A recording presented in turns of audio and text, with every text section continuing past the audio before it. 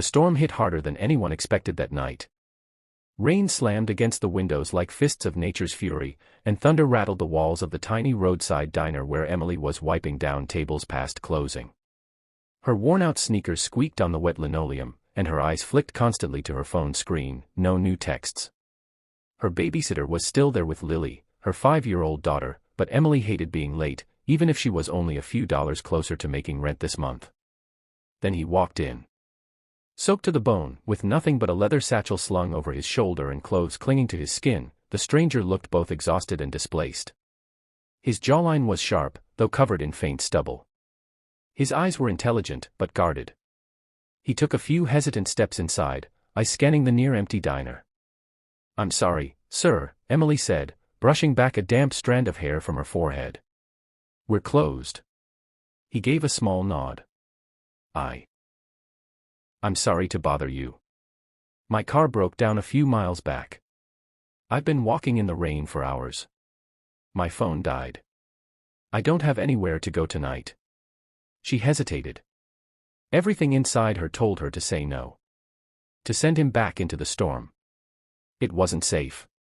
She had a child. She was alone. But there was something in his voice, something raw. Desperate, but respectful. "Do you need a warm meal?" she asked softly. He nodded. Back at her rundown 2-bedroom apartment, Emily set down a bowl of instant soup in front of him.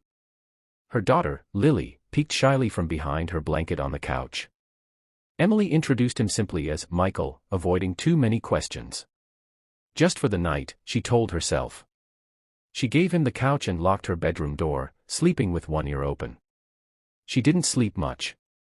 The next morning, he was gone. A folded note sat on the kitchen counter. "Thank you.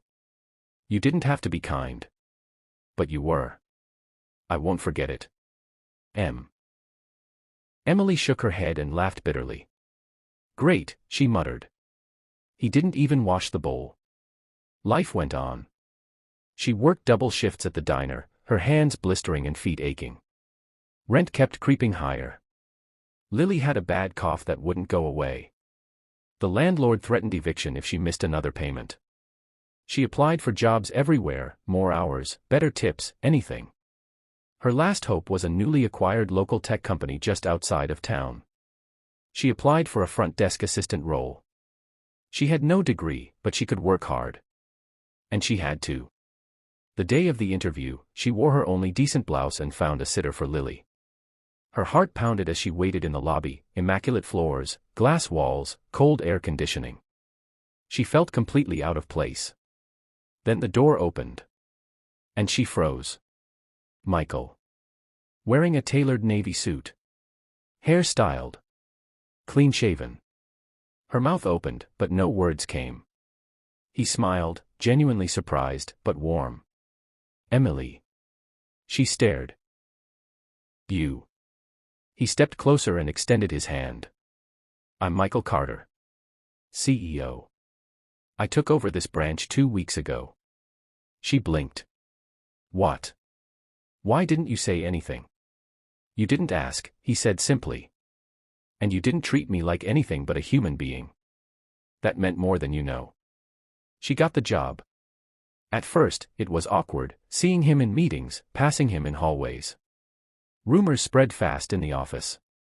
Some whispered she had a connection with the CEO. Others judged. But she worked hard, harder than anyone else. Over time, Michael saw that.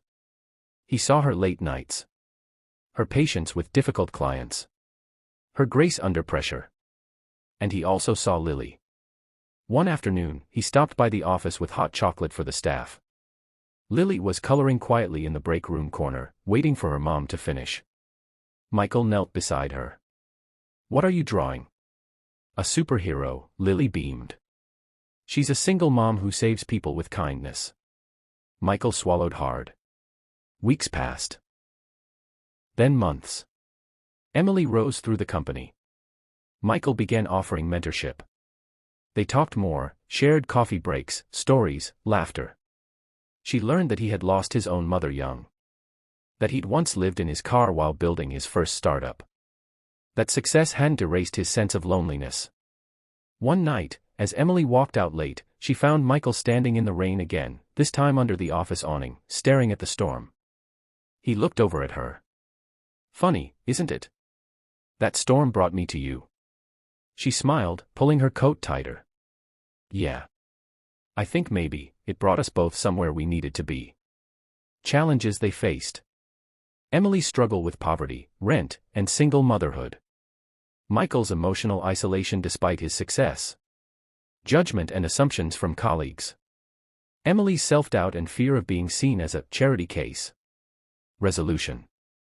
Emily proved her worth through resilience and dedication. Michael learned to open his heart and value human connection beyond corporate success.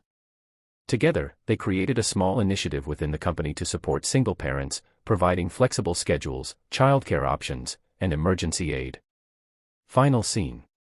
At the company's holiday party, Lily ran across the room, her little shoes clacking on the floor. She tugged on Michael's hand. "Are you gonna marry my mommy?" Michael looked at Emily. Emily laughed, blushing. "Lily." He smiled gently. "One day, if she'll let me." Emily took a deep breath and reached for his hand. "Let's just start with dancing." Message. Sometimes the storms we fear the most bring the people we need the most. Kindness isn't weakness, it's a bridge to new beginnings. And when you open your door to a stranger, you might just open the door to your own second chance.